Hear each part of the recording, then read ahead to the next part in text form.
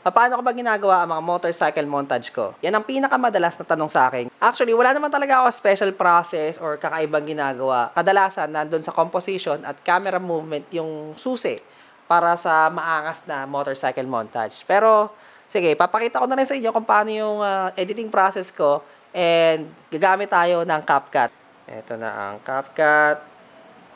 At meron na tayong mga nireading mga shots dito. Pinili ko na yung mga footage. Wala akong mahanap na maangas or bagong motor na pwedeng kunin. Kaya, itong nakita kong ATV sa Amiyanan Mountain Hog, sabi ko, mukhang kakaiba yon para maiba lang. Yun na yung videohan natin. So, add audio tayo. Sound, device. Download ko na tong music na gagamitin. Dito na natin simulan kasi masyadong mahaba yung intro nito.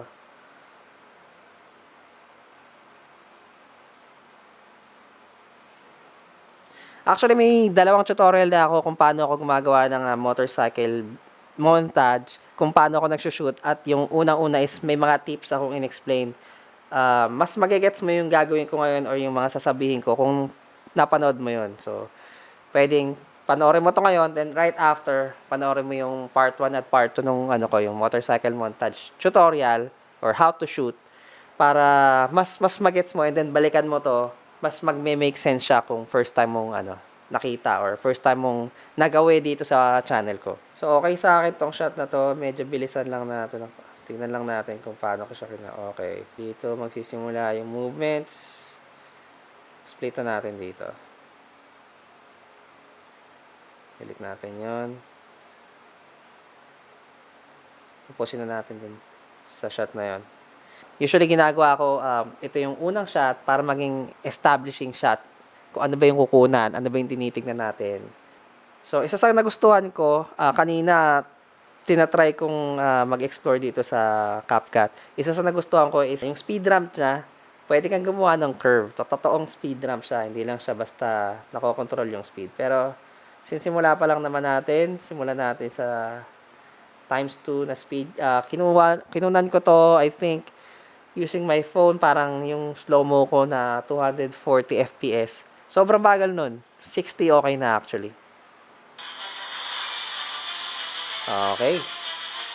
Okay na yon.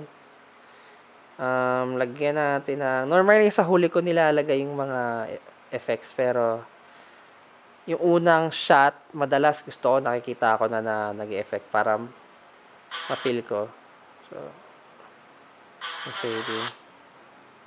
Simulan natin. Habaan pa natin konti. So, as I said, hindi ako expert dito. Hindi ko pa kabisado. Nangangapa ako as we go. Pero, gusto ko talaga ipakita sa inyo na it doesn't matter kung anong ginagamit mong app. Magigets mo yung or magagamay mo basta alam mo na yung pinaka basics ng editing.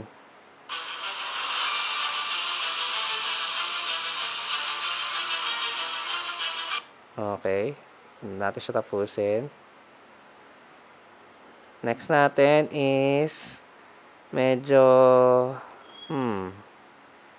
hindi ko masyadong gustong kasunod to actually.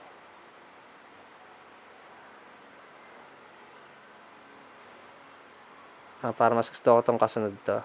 So, split natin. Simulan natin dito sa medyo pa-push na siya. Okay. Actually, okay yun. Put ko siya dito. And itong third clip, lilipat ko siya dito.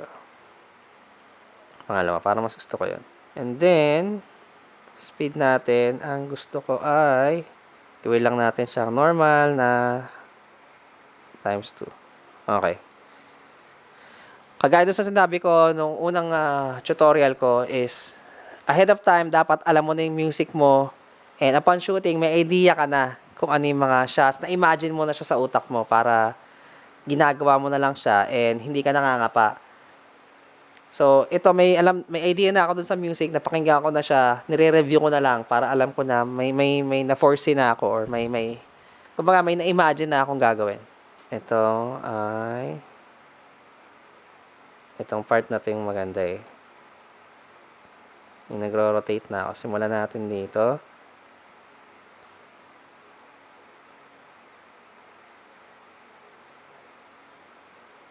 Okay. Pwede na yun dyan. So, hindi natin masyado munang lalagyan ng speed ramping dito sa part na to para may dumaan pa dito, sayang. Ganda sana tong shot na to.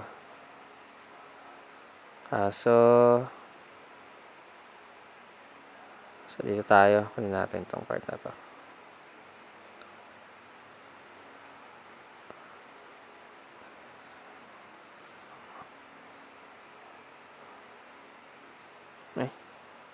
Split. Speed. Lagi ako nalilito sa split at sa speed. I think mas maganda dito natin simulan sa part na to. Hindi, dito natin balik. Simulan sa... Mas maganda tong pangalawang kuha ko. Ayan. Ayan. So, nakita nyo isang clip. Usually, ilang beses ko itatry.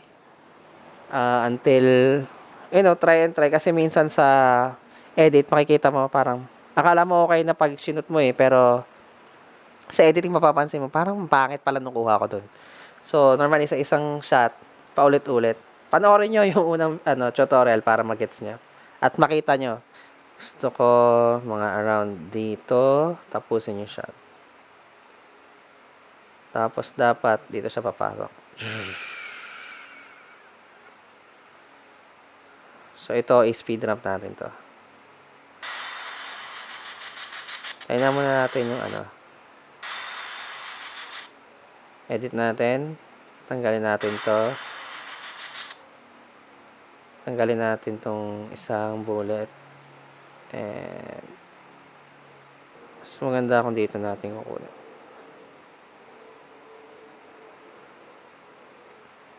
So, pa nga.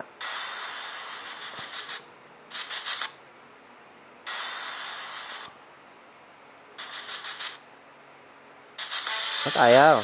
Isa pa. Pwede na. Ito natin dito. Split. Okay.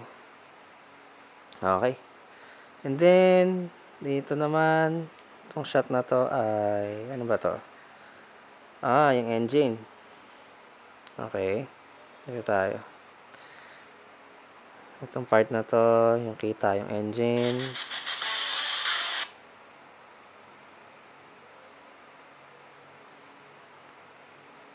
Split pa natin.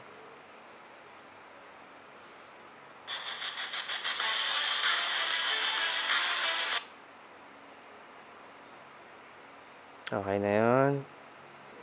Ito. Simulan natin dito para medyo may foreground. Speed natin ay ito lang. Okay. Tingnan natin.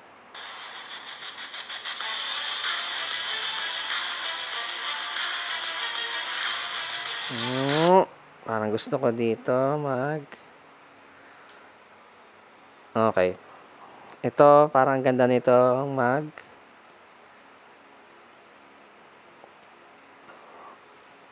transition. Naalala ko tong shot na to. Okay. So, parang perfect to. So, perfect to dito. Ayan.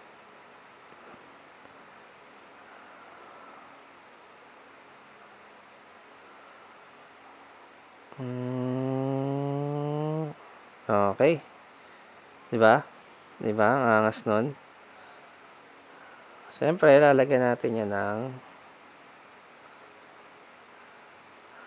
transition na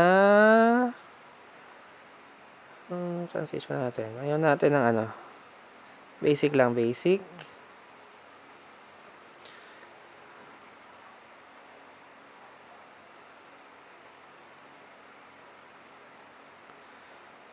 Dissolve. Ito, dissolve lang. Kaya natin ulit.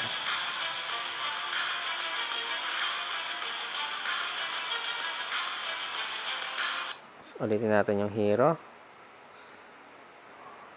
na speed ramp. Silipin ulit natin. One touch.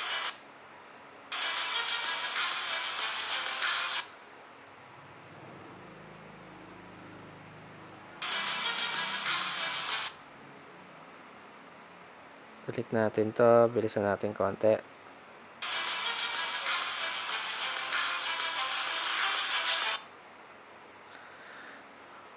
Actually, ganun lang eh.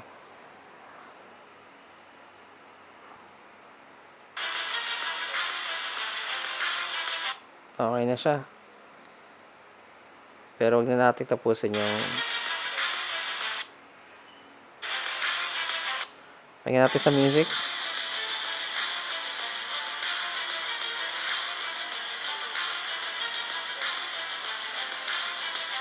At this point, paulit-ulit na lang ang ginagawa ko. Then, konting tweaks at adjustments para mas sakto ang timing. Kaya, fast forward na natin to.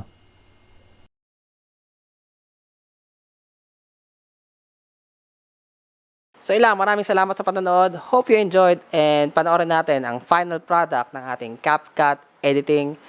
This is Axel and as always, go forward and accelerate.